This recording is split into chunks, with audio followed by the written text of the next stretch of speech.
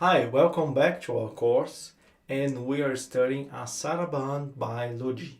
In a previous lesson, I've already talked about Logy, where he came from, the different spellings of his last name. So I recommend you to watch that other video, at least the very first minutes. And as I said in the previous video, also that you research a little bit on Logy. A very fast, quick search in Wikipedia may be enough for you to learn a lot of that composer that will inspire your playing. And that's why we do that, to get knowledge, to inspire us to play in a different way. And it's also interesting to have a good conversation with your audience or audience members, even if you don't talk while announcing pieces. People will want to talk to you after the concert. So it's nice to have someone will probably say something like, "Oh, that's a very nice piece by Logy. I've never heard of this composer before." It's nice for you to have at least 3 sentences to say about a composer like that. Okay, Saraband was the very first dance from the Americas to be popular in Europe. It's from Mexico, and it's described often as a dance which the second beat should be, some texts will describe as strong as the first beat, or some texts will describe that it should sound longer than the first beat. What really happens, at least in my point of view, is that very often there are significant events on the second beat on Sarabands, and because it's a significant event, end of a phrase, when a new chord is played, for example, and because it's a significant event, you must show it clearly and make the audience pay more attention to that event. And that may mean either to stress a little bit or to stay a little longer. Therefore, the texts say that often. But really what's happening is that on the second beat, there's something important going on. And in many other dances, often important events happen on the first beat. On the edition we are working, it is even quite clear what's going on, because the 80th notes, they from the first and second beat are tied together, and the ones on the third beat are separated from the ones on the second beat. Maybe it could be even more precise if the 80th notes from the third beat would be tied with the 80th notes from the first beat of the next measure. Therefore, it would probably show more clear that we have some semi-phrases that start on the third beat of a measure and end on the second beat of the next one. So on the first beat, it doesn't work that way because it begins on the first beat, but from the third beat of the first measure on, that should be something like.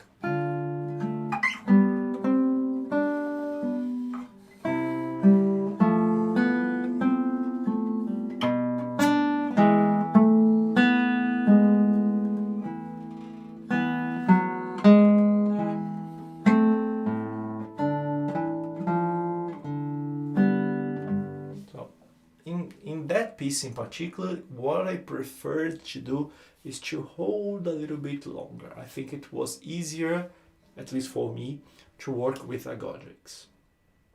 Great. The main challenge of this piece is to play legato. And to play legato, it's important for you to work the pluck. As Franz Hallas, my previous teacher, always say, you're relaxed Then you think what you're going to play and relax as fast as possible. I've played wrongly because I don't concentrate well while I'm talking to you. So it should be something like, okay. And relax. It's also for the right hand. Then the next note, think, play, and relax. Then the next note, think, play, and relax. And that's very important. I'm not moving my hand. I'm just relaxed.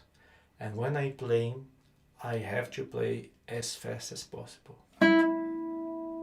It's not to play, relax, and then start a slow motion movement to the next note. No. If you do so, we'll be learning how to be a movement in slow motion.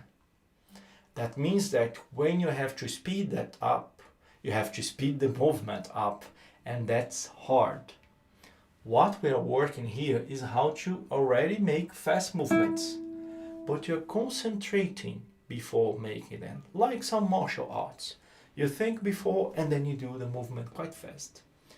Later, remove that time or making shorter that time while you are thinking on the next note.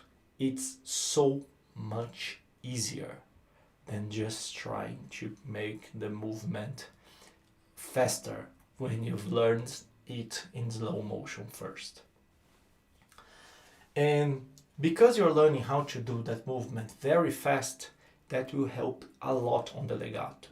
Because let's be honest, there is no way for the guitar to really make the perfect legato. Let's take a look on this D and E. We have to make a position change. And to make a position change, you already have to release the finger while the finger damps the string. Oh, the string is damping the string. There's no sound going on any longer. Then what you have to do next, release the finger from the string.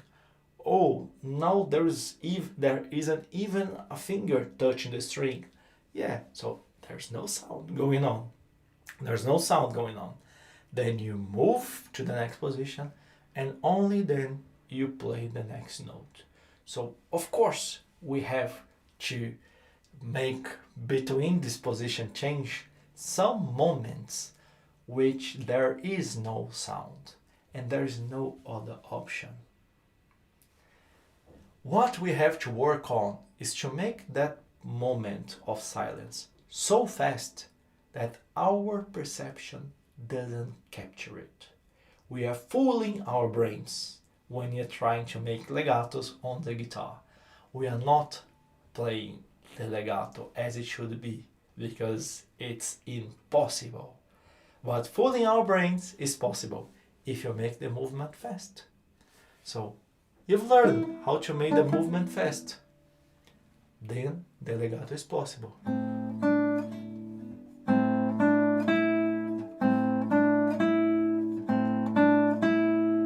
And you don't even need to please. No, you don't have to use that cheating effect, especially cheating in this repertoire, because okay, there's a long discussion on whether it's possible or not to make glissandos or portamentos in baroque music, but one thing is to use them because you feel the music needs them.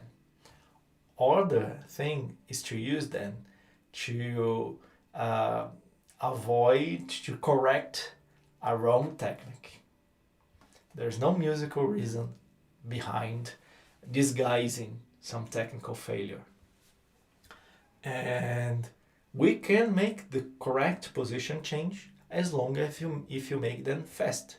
So work to learn it fast, because then you just take the time that you worked on thinking on the movement, you make it faster as well. It's so much easier.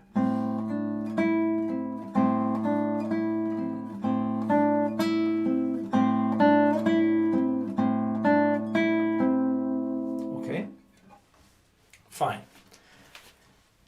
This piece is also, because of the melody, because it's low melody, because it's a tonal piece, it's very important for you to be aware of the harmony, to shape the melody in a much richer way, knowing where the tensions and releases are.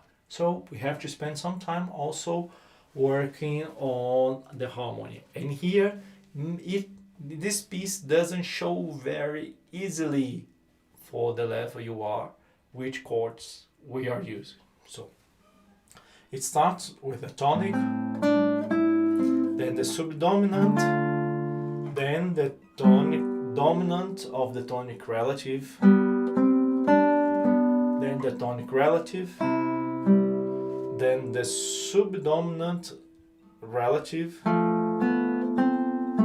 then another subdominant, the subdominant anti-relative, dominant, still dominant, tonic, subdominant, then dominant of the tonic relative, then we have this dominant of the tonic relative, dominant of the tonic relative with fourth, then the third goes on and the tonic relative. We start the second part still on the tonic relative, although we have this F sharp making a tritone here, it's still this chord. So Logy was quite radical in this beginning of section, but it's still tonic relative. Then tonic major, which is quite common on this repertoire. It's also called the third of Picardie.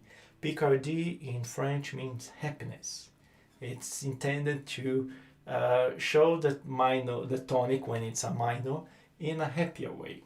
Okay. Then we have the dominant of the dominant. The dominant of the tonic relative is still the tonic of the dominant relative. Here I've preferred to make the G, A, B. I think especially the G, A, it's easier to make even those notes using that fingering, the G on the 4th string, 50th fret, instead of using the open string. For me it's very different, and I use carbon strings. If you use nylon strings, it will sound even more different. So I recommend that fingering here. But let's keep on moving.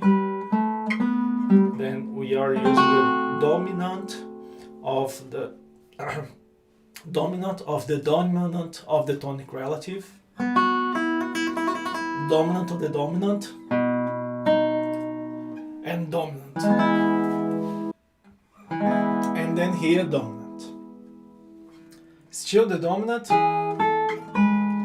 tonic. This chord, I believe in this repertoire, many people will not agree on me, but I would classify it as a subdominant major. There are other ways to see that chord, but I'll go with this one for now. With that function of subdominant function, then dominant of the tonic relative.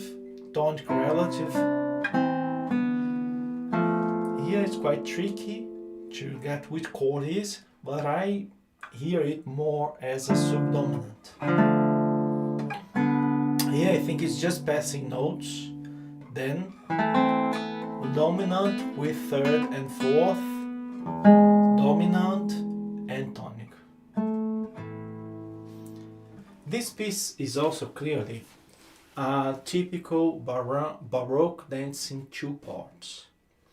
Those kind of pieces, especially those ones which the second part are twice as long as the first one. It's not the case here, but also when the second part is as long as the first one.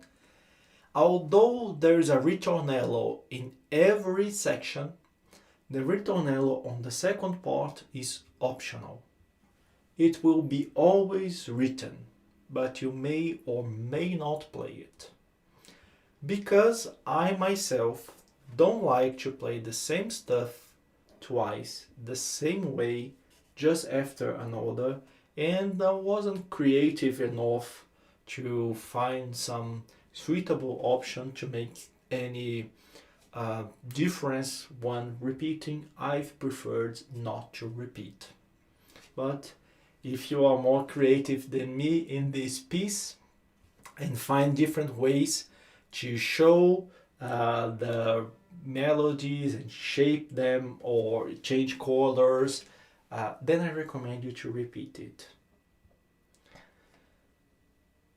This piece, also a minor challenge, is knowing which notes to play. If you are making mistakes, most probably it will be because you don't know what's the next note to play. And if you work a little bit, it can be even, because it's a slow piece, it can be even very near the performance speed.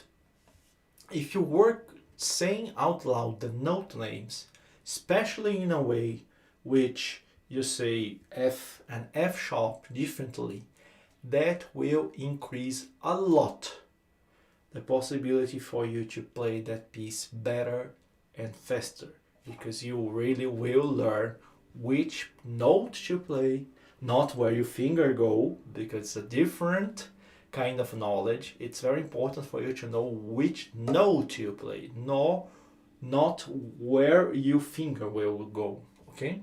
So if you learn which note to play, there will be very little room for doubt and making mistakes here. Just to illustrate what I mean by that, working, I use the note names in German to make the difference between an F and an F sharp. So I study that piece something like that.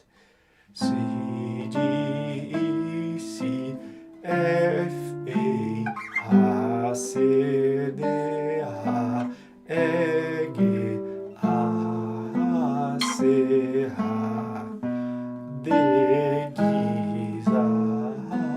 G, Z. I was a little bit out of tune, my voice is not good. Today it's very dry day in Brasilia, hot and dry. 11% humidity. So I don't have a good voice, and today I have excuse for it to be even worse than normal. But that will be it. Work saying the note names, and you will have no doubt which note to play, and no mistake will happen. So have fun.